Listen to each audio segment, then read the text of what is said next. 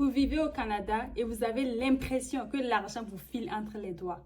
Vous ne savez pas où va votre argent. Ce n'est pas votre faute. On ne vous a juste pas appris les vraies règles du jeu. Ni à l'école, ni par les banques. Aujourd'hui, je veux vous révéler ce qu'on ne vous dit pas. Et pourquoi ça change tout dans votre avenir financier.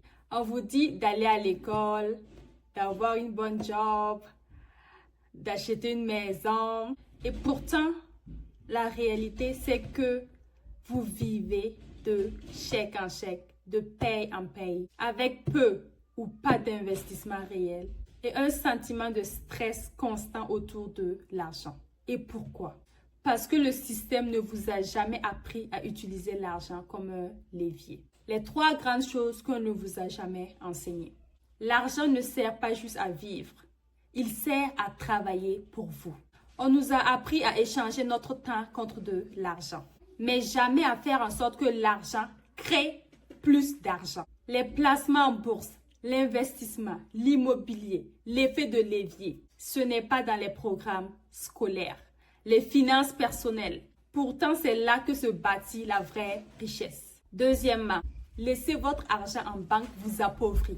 On nous a appris à mettre de l'argent de côté. Mais laisser juste notre argent comme cela en banque appauvrit. Pourquoi? À cause de l'inflation. Cela ne vous enrichit pas du tout. Pendant que votre compte vous rapporte, votre compte épargne vous rapporte par exemple 1%, la banque utilise votre argent et fait de l'argent avec. Quelque chose que vous auriez pu faire par vous-même en investissant. OK? La banque utilise votre argent, l'investit et la prête et fait de l'argent par-dessus.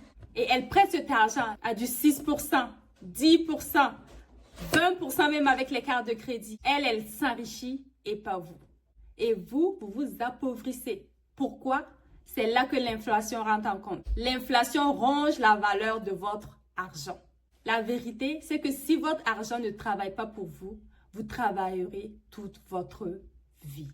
Il est temps de passer de statut de client à la banque à devenir investisseur. Investissez.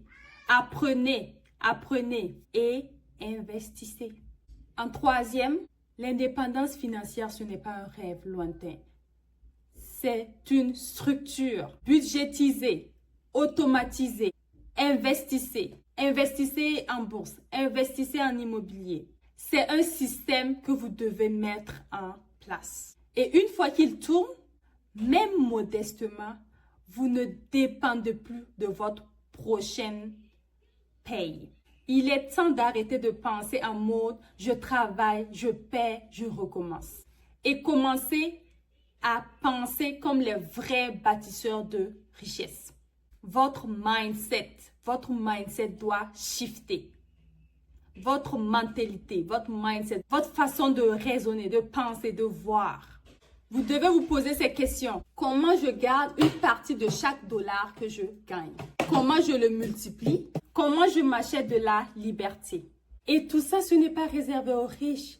C'est réservé à ceux qui veulent changer leur situation financière. Vous pouvez commencer à investir et aller de 0 à 10 000 dollars, 20 000 dollars, 30 000 dollars.